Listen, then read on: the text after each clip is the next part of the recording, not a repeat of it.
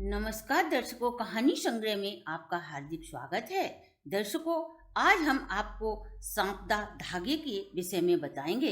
यह धागा होली वाले दिन बांधा जाता है और वैशाख कृष्ण पक्ष में किसी अच्छे मुहूर्त में इसे खोल देना चाहिए। हम आपको इस धागे के विषय में बताएं इससे पहले अगर आपने हमारे चैनल को सब्सक्राइब नहीं किया तो प्लीज जल्दी से सब्सक्राइब कर लीजिए। दर्शकों, कच्चे सूत का 16 तार वाला यह धागा जलती हुई होली को दिखाकर रख लेते हैं। फिर उस धागे में 16 गांठें लगाएं। यदि आपके पास पीला रंग न हो तो इस धागे को हल्दी से रंग लें। एक पट्टे पर जल से भरकर लोटा रखें, लोटे पर सतिया बनाएं। फिर हाथ में 16 दाने जौ के लेकर सांपदा माता की कहानी सुने। सांपदा माँ की कृपा से आपकी हर मनोकामना पूर्ण हो जाएंगी।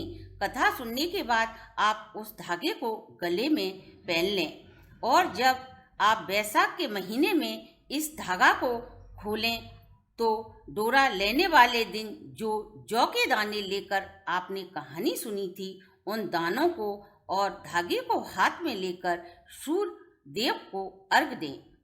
भारतवर्ष में नल नाम का एक राजा राज्य करता था। उसकी पत्नी का नाम दमयंती था। एक दिन महल के बाहर एक बुढ़िया सांपदा माता का डोरा बांट रही थी। उस धागे को लेने के लिए बहुत सी भीड़ एकत्रित थी। रानी ने दासी को पता लगाने भेजा कि यह भीड़ किस लिए लगी है। दासी ने लौटकर बताया कि एक बुढ़िया कच्चे सूत का 16 तार का हल्दी से रंगा हुआ धागा बांट रही है। जो भी स्त्री 16 दाने हाथ में लेकर विधि विधान से पूजन करके इसे बांधेगा उसकी सांपदा माता की कृपा से धन धान से भंडार भर जाएंगे। यह सुनकर रानी ने भी दासी को भेजकर धागा मंगाकर अपने गले में पहन लिया। एक दिन राजा ने रानी के गले में यह धागा देखकर पूछा कि हीरे जवाहरात के हार छोड़कर आपने इस धागे को क्यों पहन रखा है। तब रानी ने बताया, यह धागा सांपदा माता का है, इसे पहनने से धन दौलत बढ़ती है। राजा बोला, हमारे यहाँ किस चीज की कमी है, हीरे जवाहरातों से भंडार भरे हैं। यह कहकर राजा ने रानी के गले से उस डोरे को निकाल कर फेंक दिया। उसी रात राजा को सांपदा माता ने स्वप्न दिया, राजा तूने डोरा फेंक कर मेरा अपमान किया है, तेरा सभी धन मिट्टी और कोयला हो जाएगा।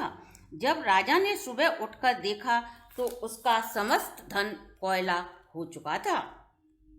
तब राजा रानी ने कहा कि हमें कहीं अन्य शहर चलकर रहना चाहिए। रास्ते में राजा रानी एक तालाब के किनारे रुके। तब राजा ने रानी को एक तीतर लाकर दिया और कहा, इसे पका लो, मैं अभी आता हूँ। रानी ने तीतर पकाया। जब वे उसे खाने को तैयार हुए तो पका हुआ तीतर उड़ गया। तब वे दोनों आगे बढ़े और अपनी बहन के यहाँ पहुँचे। बहन ने उनको पुराने घर में ठहराया और हीरा जवाहरातों से भरा हुआ एक घड़ा दिया। उसने राजा रानी के सामने ही उस घड़े को खोला तो उस घड़े के सारे हीरा जवाहरात राख हो गए। यह देखकर राजा ने बहन से कहा, इस घड़े को तुम यहीं जमीन में गाड़ दो। फिर वे अपने एक साथी बादशाह के यहाँ पहुँचे। बादशाह ने उन्हें अपने पुराने महल में ठहरा दिया। उस महल में एक नौलखा हार खूंटी पर टंगा हुआ था। जैसे ही राजा रानी उस महल में पहुंचे, दीवार पर बने मोर ने उस नौलखा हार को निगल लिया। यह देखकर राजा रानी ने सोचा कि यहाँ से चलना ही श्रेष्ठ रहेगा, नहीं तो चोरी का इल्जाम लग जाएगा। फिर राजा रानी एक माली के यहाँ नौकरी करने पहुँचे। माली के यहाँ वे जैसे ही पहुँचे, उसका 12 साल से उजड़ा हुआ बाग फिर से हरा हो गया। यह देखकर माली ने उनसे कहा, तुम दोनों मेरे यहाँ काम करो। इस पर रानी ने कहा, मैं 4 काम नहीं करूँगी, दीपक नहीं जलाऊंगी, चारपाई नहीं बिछाऊंगी, झाड़ू नहीं लगाऊंगी और बर्तन साफ नहीं करूँगी।